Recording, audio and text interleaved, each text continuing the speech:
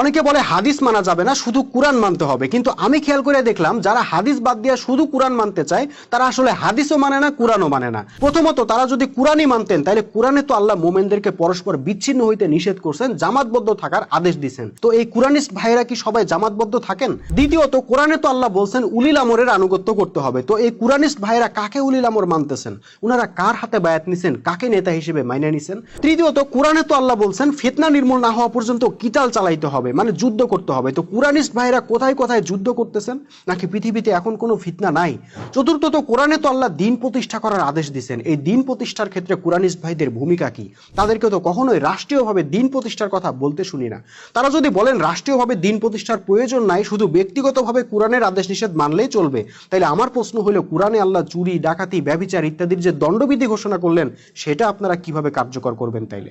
নাকি ওইসব আয়াত অস্বীকার করবেন? আশা করি কুরআনিস্ট ভাইয়েরা এসব প্রশ্নের দাঁত ভাঙা জবাব দিয়ে নিজেদেরকে কোরআনের খাঁটি অনুসারী হিসেবে প্রমাণ করবেন।